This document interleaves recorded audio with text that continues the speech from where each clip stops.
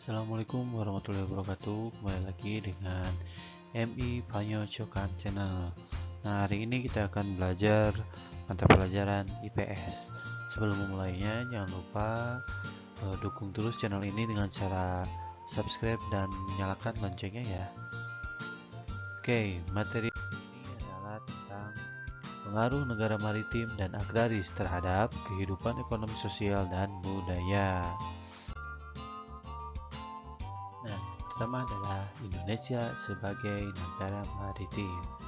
Dalam Kamus Besar Bahasa Indonesia, maritim adalah berkenaan dengan laut atau berhubungan dengan pelayaran dan perdagangan di laut. Bentuk kekayaan yang berasal dari sumber daya alam kelautan yang dimiliki Indonesia antara lain sebagai berikut. A. Sumber daya alam kelautan terbarukan. Antara lain berupa perikanan laut, perikanan air payau, terumbu karang, hutan bakau atau mangrove dan rumput laut. Apa sumber daya alam kelautan terbarukan? Maksudnya adalah sumber daya alam ini adalah sumber daya alam yang masih bisa kita perbaharui. Contohnya terumbu karang masih bisa kita mengembangbiakan lagi terumbu karang, dan juga kita bisa hutan bakau, kita bisa ditanam lagi pohonnya, rumput laut kita bisa ditanam lagi rumputnya gitu ya, dikembangkan lagi, itu masih bisa. Nah, sedangkan yang kedua adalah sumber daya alam kelautan yang tidak terbarukan. Ya, ini maksudnya adalah sumber daya alam ini yang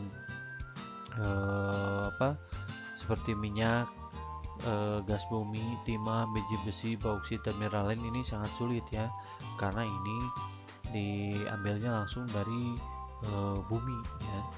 Nah, dan jadi tidak bisa dikembangkan lagi kecuali kalau kita merecycle-nya ya. Jadi seperti besi, misalkan dari besi per kita supaya lebih bermanfaat, pernya sudah rusak, kita buat golok dan yang lainnya, kecuali seperti itu. Tapi kalau misalkan dari biji besi dimanfaat dari besi lagi, itu sangat susah seperti itu ya. Jadi yang perbedaannya yang A dan yang B adalah kalau yang A itu bisa diperbaharui, kalau yang B itu tidak bisa. Nah, yang kedua adalah yang ketiga adalah energi kelautan. Nah, seperti pasang surut, gelombang, dan angin. Nah, maksudnya apa energi kelautan? Nah, apakah pasang surut itu bisa jadi energi? Ya, tentu saja. Ya, seperti juga gelombang dan angin. Nah, gelombang ini kita contoh yang mudah itu adalah angin lah. Angin di pesisir pantai bisa kita manfaatkan untuk membangkit listrik dengan memakai kincir angin. Nah, seperti itu ya. Gelombang pun juga bisa. Kalau di negara-negara maju itu gelombang itu bisa dijadikan dipakai tenaga atau berubah jadi arus listrik ya.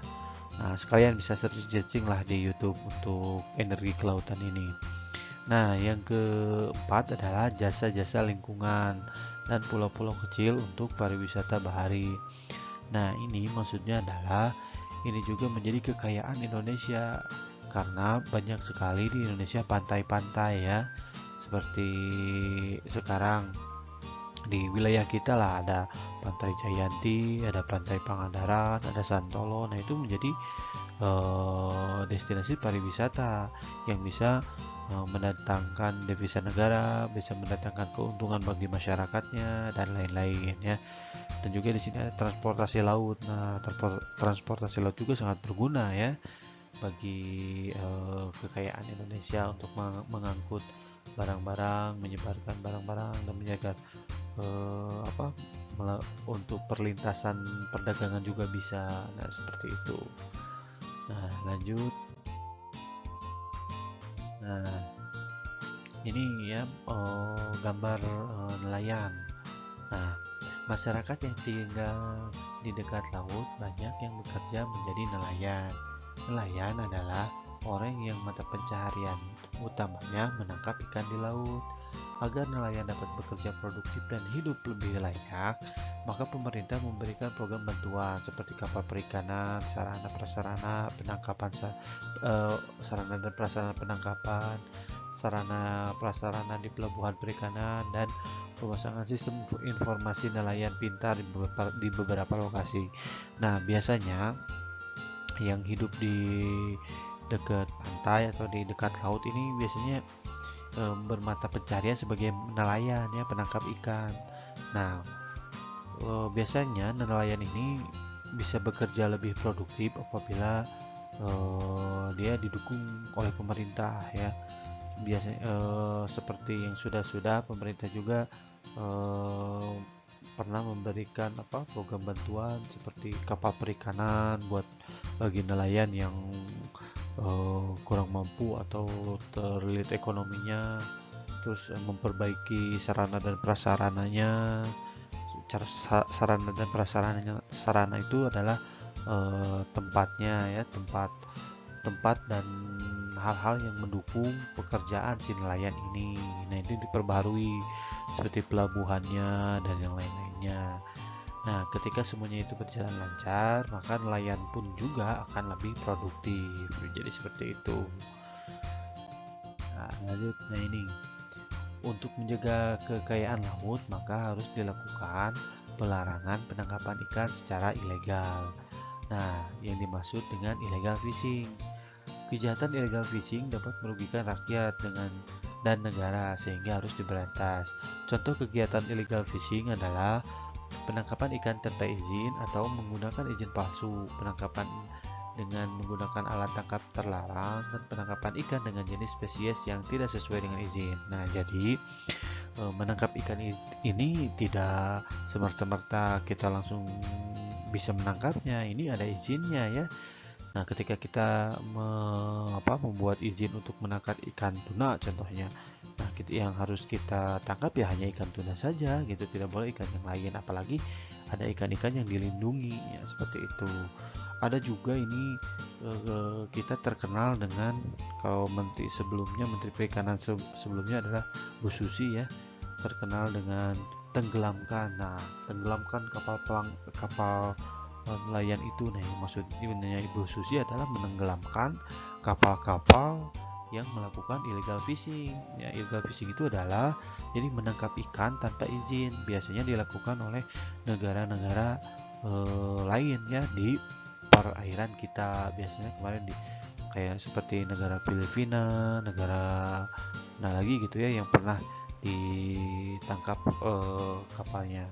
Jadi seperti kita nelayan kita juga tidak boleh menangkap ikan di perairan laut lain ya, misalkan laut negara Malaysia itu tidak boleh, dan begitu juga sebaliknya, Malaysia juga tidak boleh menangkap ikan di wilayah perairan kita. Nah, adapun kita juga tidak boleh menangkap ikan tanpa izin atau menggunakan izin palsu, itu tidak boleh. Nah, itu juga disebut dengan illegal fishing. Jadi menangkap ikan itu harus secara resmi ya, harus ada izinnya, harus ada misalkan menggunakan alatnya yang sesuai. Jadi seperti kalau kita menangkap ikannya dengan memakai bom laut, itu termasuk illegal fishing juga karena menggunakan alatnya yang terlarang seperti itu. Jadi menangkap ikan pun juga harus sesuai dengan peraturannya, sesuai dengan izinnya ya. Kalau misalkan diizinkannya menangkap lewat jaring ya dengan jaring gitu. Nah, beda lagi kalau misalkan negara-negara tetangga kalau melakukan illegal fishing kan memakai pukat harimau. Nah, itu pukat harimau itu adalah kapal yang bisa menangkap ikan secara otomatis ya. Jadi di tengah-tengah kapal itu ada jaring ya, nanti kalian bisa searchingnya itu pukat harimau. Nah, oke, lanjut ke materi selanjutnya. Nah, tadi adalah materi Indonesia sebagai negara maritim. Nah, sekarang kita akan bahas sedikit Indonesia sebagai negara agraris. Nah, apa itu negara agraris? Indonesia dikenal sebagai negara agraris. Sebagian besar rakyat Indonesia memiliki mata pencaharian sebagai petani. Lahan pertanian di Indonesia cukup luas. Sebagian besar digunakan untuk areal persawahan, sisanya berupa tegalan, huma, dan bertanam di pekarangan. Tanaman pangan. Tanaman pangan adalah segala jenis tanaman yang di dalamnya terdapat karbohidrat, protein, dan sumber energi manusia. Tanaman pangan memiliki beragam jenis seperti serealia, biji-bijian, dan umbi-umbian. Nah, apa yang dimaksud dengan serealia? Serealia adalah sekelompok tanaman yang dimanfaatkan bijinya untuk atau sebagai sumber karbohidrat. Serealia dikonsumsi penduduk antara lain padi, jagung, dan gandum. Itu termasuk tanaman serealia ya, padi, jagung, dan gandum itu.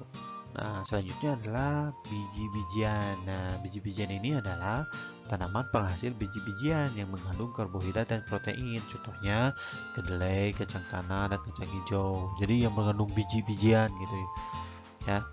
Nah, dilanjut yang selanjutnya adalah umbi-umbian. Umbi-umbian adalah tanaman yang dimanfaatkan umbinya yang mengandung karbohidrat untuk sumber nutrisi bagi tubuh. Contoh ubi kayu, ubi jalar, talas, wortel, dan kentang. Nah, ubi kayu itu sampe lah kalau kita bilang ya, seperti itu. Nah, itu adalah tanaman umbi-umbian.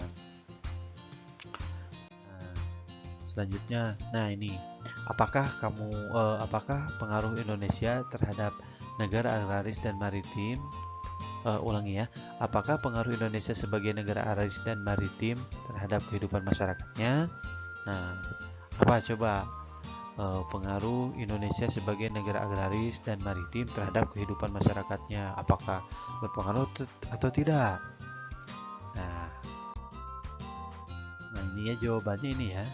Beberapa pengaruh yang timbul dari kehidupan masyarakat Indonesia sebagai negara agraris dan maritim adalah sebagai berikut. Nah, yang A, masyarakat bisa memanfaatkan lahannya untuk bertani untuk menggarap sawah. Nah, yang B-nya, masyarakat terbiasa melakukan gotong royong untuk memanen padi di sawah. Nah, terus yang C-nya, masyarakat memanfaatkan hasil kebunnya berupa tanaman pangan untuk konsumsi sehari-hari. D-nya, masyarakat petani umumnya menggantungkan mata pencahariannya di laut. Masyarakat pantai umumnya menggantungkan mata pencahariannya di laut. Terus masyarakat pantai juga memiliki keahlian membuat perahu, jaring, kail, dan keterampilan berenang dalam jarak jauh. Nah, terus yang selanjutnya yang F, penduduk pantai yang secara religi masih mempercayai dan memberi penghormatan kepada roh nenek moyang mereka, misalnya melakukan acara pesta sedekah laut. Ini biasanya acara pesta sedekah laut ini adalah acara tahunan ya. Biasanya kalau misalkan lagi apa gitu, kalau dia panennya melimpah, misalkan biasa suka ada acara-acara seperti itu. Dan pada waktu-waktu tertentu ya. Nah, yang selanjutnya adalah dengan menggunakan perahu sebagai alat transportasi, masyarakat di tepi sungai Kalimantan melakukan transaksi jual beli pada masa terapung. Nah, itu ya. Jadi yang timbul dari negara agraris dan maritim itu adalah sebagai berikut. Jadi pengaruhnya tuh ya ini. Jadi mempengaruhi kehidupan masyarakat. Nah, contoh ini dengan menggunakan perahu sebagai alat transportasi, masyarakat di tepi sungai Kalimantan melakukan transaksi jual beli pada pasar apung. Nah, jadi mereka berdagangnya ya di pasar apung melalui perahu. Jadi di atas perahu sebagai alat transportasinya. Kalau dulu mah pernah ada iklan RCTI ya, RCTI oke gitu, yang ibu-ibu yang nenek-nenek sambil berdagang di pasar terapung. Dan sekarang juga ini digunakan, konsep ini digunakan di tempat-tempat pariwisata ya, seperti di Lembang ya, disebutnya floating market. Nah, seperti itu. Padahal itu kalau di Kalimantan sana itu ya sudah biasa gitu. Dan sekarang itu jadi hal yang unik ya. Nah, itulah pengaruh-pengaruh yang timbul dari kehidupan masyarakat Indonesia sebagai negara agraris dan maritim. Seperti itu ya, jadi mempengaruhi. Nah, sekarang kalian coba kerjakan soalnya. Yang pertama adalah mengapa Indonesia disebut negara maritim. Nah, yang kedua, tuliskan 5 hasil laut Indonesia.